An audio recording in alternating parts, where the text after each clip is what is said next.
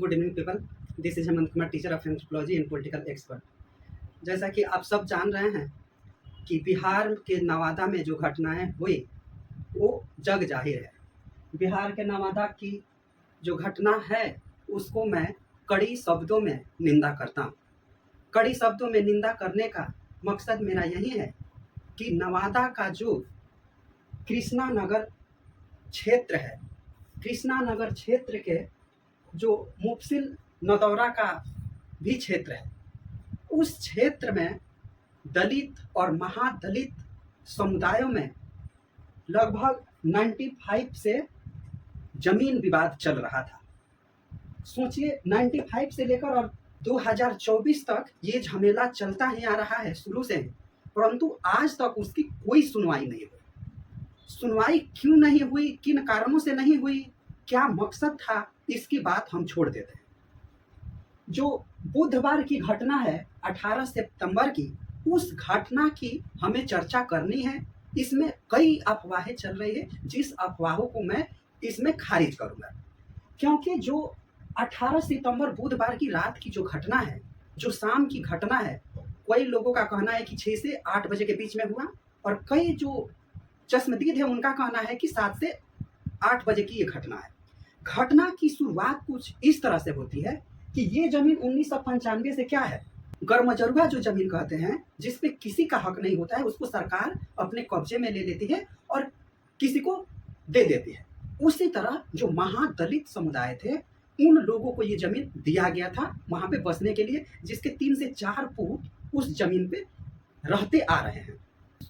घटना की शुरुआत ऐसे होती है कि कुछ दबंग कहना हमको गलत होगा, क्योंकि ये लोग आताताई थे, जिन लोगों ने आकर लगभग 80 परिवार के 80 घरों में फौरन आग लगा दिया। आग लगाई, 50 से 100 राउंड गोलियां चली, लोगों को मारने की धमकियां दी गई। और वो लोग है कौन? जो दबंग गुंडा मवाली जो लोग थे वो कौन थे? देखिए, इसमें विशेष समुदाय को उसमें इंक्लूड करना हम समझते हैं कि गलत है। हमने कई अपने वीडियो में कहा है उच्च वर्ग, तो इसमें उच्च वर्ग कई आपत्तियां दर्ज कराई थी। मैं उनके आपत्तियों को स्वीकार करता हूं कि देखिए, उच्च वर्ग कहने का मतलब किसी उच्च कास्ट के लिए मैंने ये शब्द यूज नहीं किया था। जैसे ब्राह्मण, क्षत्रिय, शूद्र, ये 4 वर्ण है ना, तो मैंने किसी को आहत करने की कोशिश नहीं की थी।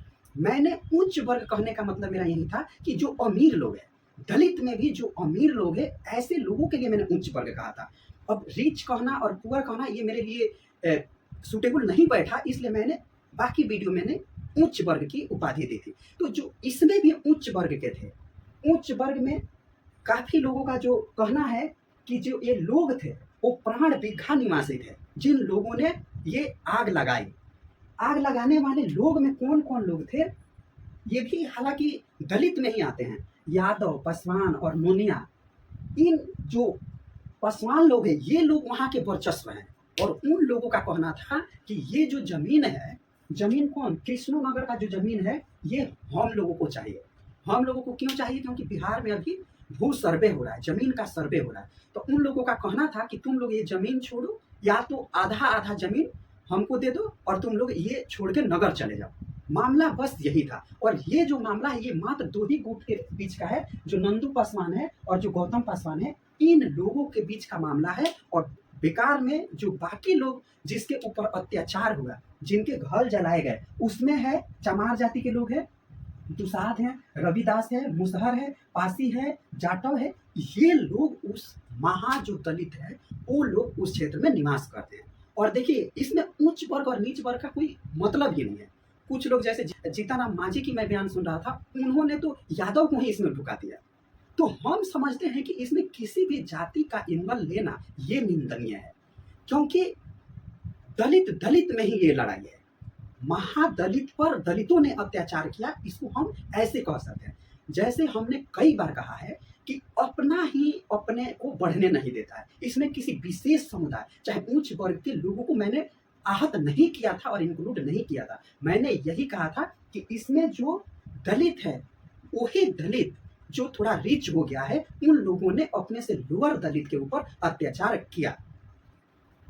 जिन लोगों के ऊपर अत्याचार हुआ, उनका बयान था कि 80 से 90 घर को जलाकर राख किया। परंतु जब सरकार के नुमाइंदे पहुंचे, जब सर्वे किया, तो उन लोगों ने पाया कि 21 से 30 के करीब में घर जलाए गए हैं। बाकी घर को, क्योंकि दलित और महादलित का घर ही घास फूस और लकड़ी और मिट्टी से बनी होती है, करकट से बनी होती है, तो उसमें हुआ का कि कम से कम 150 लोगों ने चारों तरफ से घेर लिया। जो कौन थे? नंदू पासवान के आदमी थे। नंदू पासवान के जो आदमी थे और इनके बेटे जो नागेश्वर हैं। अब देखिए इनका हिस्ट्री देखिए। नंदू पासवान के ऊपर कई वर्षों से इन पे दबंगई का आरोप है, गुंडा मावाली है, इनको जग जाहिर है। इनका जो बेटा है वार्ड पार्षद है 16 का, वहाँ के जो कृष्णनगर क्षेत्र है वहाँ के वार्ड पार्षद है 16 का, जिसका नाम नागेश्वर प्रसाद है। इनकी जो बहू है, नागेश्वर की जो पत्नी है, वो आंगनबाड़ी की सेविका है। तो हम मानते हैं कि इनका और जो गौतम पासवान है, इनके बीच में बहु वर्षों से विवाद है। और जितने लोग गौतम पासवान के घर के आसपास थे, जितने लोग थे, उन्हीं लोगों के घर जलाए गए हैं। बाकी लोगों के घर को तोड़ा गया है, उस पे पेट्रोल छिड़का गया है, जलाने की कोशिश की गई है। ये है मामला। तो मामला को किसी तरह से किसी भी वर्ग के लिए एक तरफ झुका देना, ये हम मानते हैं कि बहुत निंदनीय है, बहुत खराब है। घटना 95 से चली आ रही है।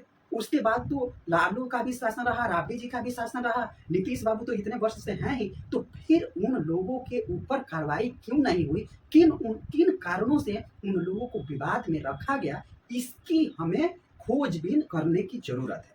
जैसे कि सरकार के जो नुमाइंदे पहुंचे, उनका कहना है कि तुरंत ही पहुंच गया था पुलिस। जो चश्मदीद है उनका कहना है कि 1.5 से 2 घंटे बाद ही पहुंचा। और हम नहीं मानते कि 10-5 मिनट में पुलिस पहुंच गई होगी, क्योंकि पुलिस का ये रवैया रहा है और ये बहुत खराब है कि घटना को रोकने के बजाय घटना पूरी तरह से हो जाए, खत्म हो जाए, उसके बाद पुलिस पहुंचती है, तब तक जान माल का खतरा हो चुका रहता है। हम मानते हैं कि नंदू पासवान और गौतम पासवान के बीच जितने दलित चमार रविदास के घरों को जलाया गया, वो लोग गरीब थे, वो लोग मजदूरी करते थे तब खाते थे। और उन लोगों ने जो संचय किया था, जैसे कि आप सबने वीडियो में देखा होगा, दाल चावल गेहूं सब जल के राख हो गया था। यहाँ तक कि जो पुलिस ने कहा कि किसी भी जान माल और मवेशियों का खतरा नहीं हुआ है, परंतु जो अनिल था उसका हार्ट अटैक से मृत्यु हो गई, ये एक मौत है। दूसरा व्यक्ति लापता है। तीसरी, बहुत जानवरों की क्षति हुई है। जितनी बकरियां थी और छोटे मोटे मुर्गे और बछड़े थे, उन लोगों को जलकर राख हुआ है। बताओ, इन दोनों के बीच की लड़ाई में बेचारे मवेशियों का क्या हाल होगा, कितने तड़प तड़प के मरे, उसकी भी जिम्मेदारी इन लोगों के ऊपर होनी चाहिए। अब बात आती है कि आखिर ये विवाद का जड़ जो शुरुआत से चलते आ रहा था, उनमें इन लोगों ने 50 से 100 राउंड के करीब में गोलियां चलाया।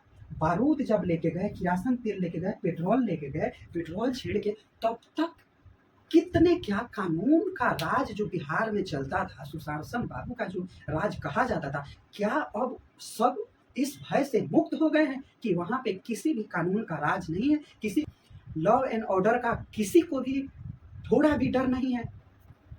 आए दिन बिहार में जिस तरह से घटनाएं देखी गई, चाहे वो बीजेपी के कार्यकर्ता को मारा गया, बीजेपी के नेता को मारा गया, चाहे किसी और के नेता को मारा गया, यह बहुत बड़ी निंदनीय है। और बिहार में तो ऐसे कई अपराधी हुई, कई मौतें हुई, जो सरकार को कटघरे में खड़ा करता है। हम इस घटना में यही मांग करते हैं कि जिन लोगों के ऊपर अत्याचार हुआ, अगर वो जमीन गर्मजरुआ है, सरकार अपने अंडर में लेकर जिसको भी उचित लगे उसको वो प्लॉट देना चाहिए। और जिन लोगों ने ये कांड किया, इतने लोगों को बर्बाद किया, उनको उचित मुआवजा मिलना चाहिए। और ये सुनिश्चित होना चाहिए कि भविष्य में इन महादलित चमार जाति के, दुसाध जाति के और मुसहर रविदास जाति के ऊपर आगे से ऐसी कोई घटना नहीं होगी। इसकी जिम्मेदारी सरकार को लेकर इन दलित मासूम लोगों के ऊपर जो सुरक्षा का पुरजोर व्यवस्था करना पड़ेगा, तब जाकर कहीं ना कहीं इन लोगों को हम कह सकते हैं कि ये लोग सुरक्षित हैं। नहीं तो कल को ये लोग फिर से जेल से छूटेंगे। 15-20 का जो अरेस्ट हुए हैं, उन लोगों पर कठोर कार्रवाई होनी चाहिए और उनको जेल से निकलने नहीं दिया जाना चाहिए। नहीं तो फिर जैसे ही जेल से निकलेंगे, वो फिर इन दलित मजदूरों के ऊपर कठोर यातनाएं करेंगे। और देशव्यापी जो नेताएं हैं, वो तरह तरह के जो भड़काने वाले बयान दे रहे हैं। राहुल गांधी ने भी इन बिना इस मामले को जाने हुए क्या किया, इस पर भी कठोर शब्दों में इसकी निंदा की, जिसका मैं स्वागत करता हूं। परंतु उन्होंने एक विशेष वर्ग को खुश करने के लिए उन्होंने अलग ही एंगल जोड़ दिया। तो हम कहते हैं कि इस मामले में कोई राजनीतिक नहीं चलना चाहिए। इस पे हमारे लोगों के ऊपर जो अत्याचार हुए हैं उनको उचित सुरक्षा, उचित न्याय मिलना चाहिए और सरकार को ये सुनिश्चित करना चाहिए कि आगे से इन पे कोई ऐसी घटनाएं नहीं होगी। इसी के साथ मैं उन लोगों के जिन लोगों के साथ ये दुर्घटनाएं हुई है उनसे मैं यही अपील करूंगा कि आप सबको हमेशा शांत रहना है, कुछ भी हो पुलिस को इन्फॉर्म करना है, सरकार के नुमाइंदे को बताना है और दूसरी चीज कि जितना भी हो सके सरकार आपकी मदद करेगी और जितने भी दलितों के मसीहा जो लोग बनते हैं उन दलितों के मसीहा को आज यह सुनिश्चित करना होगा कि हम उन लोगों के साथ हैं। अपनी वॉलंटियर को भेजकर उनको सुरक्षा, कपड़ा लता, दवाइयाँ ये सब प्रोवाइड करने की इन महादलितों के जो नेता हैं उनकी ये जिम्मेदारी हम सुनिश्चित करते हैं। इसी के साथ आज की जो मेरा वीडियो है यहीं पे समाप्त होता है। आप सबने मुझे सुना, इसके लिए आप सबको बहुत बहुत धन्यवाद।